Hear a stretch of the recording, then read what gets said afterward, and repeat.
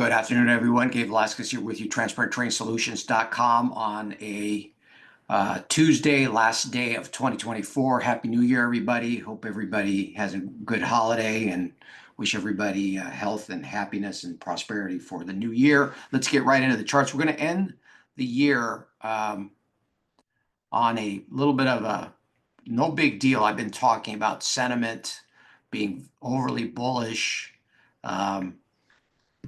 And so on and so forth. So we're ending, lower on all the indexes. The S&P, obviously,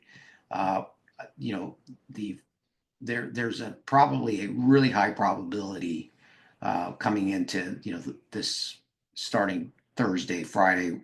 Volume probably not coming in until Monday of next week when the holidays are officially over. But I think we're going to test these lows here, post-Fed lows, 58.65 on the S&P.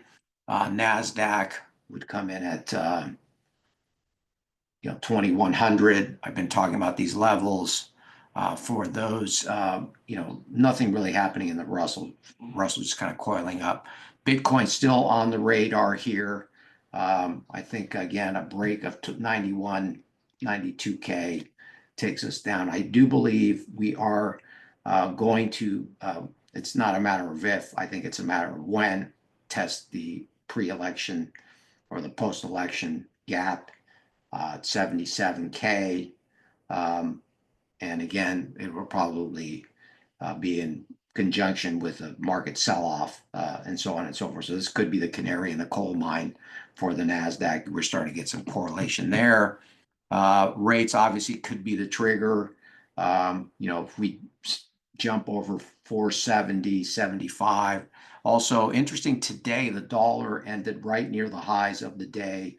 And again, looking at the chart with no kind of bias or anything, looks like it's ready for a breakout, maybe headed to 110. That should take the euro to parity, which should also be kind of a headwind for stocks. Been talking about nat gas.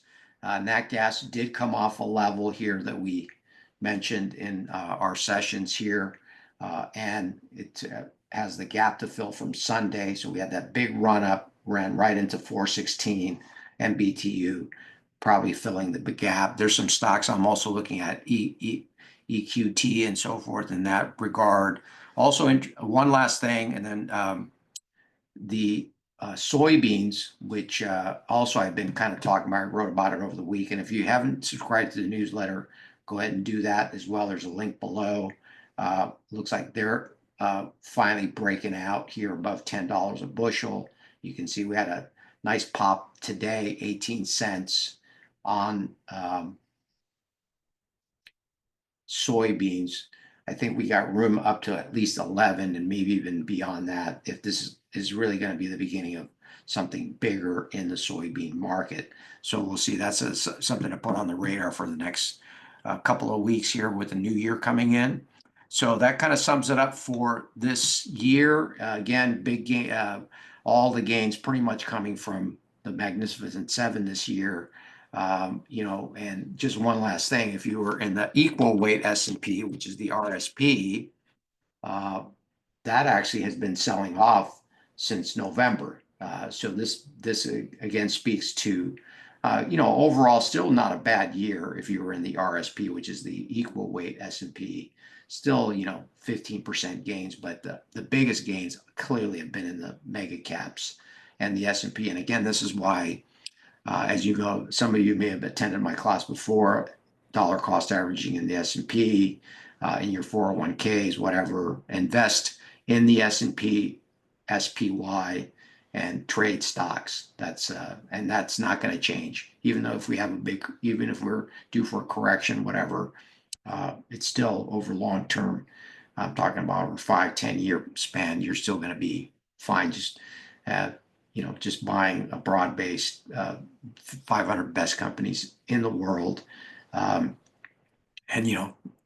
trading stocks, because again, stocks can fall 30, 40, 50%, 80%, and that type of thing. So, okay. All right, everybody have a happy new year, and we'll see you next year on Friday. Take care.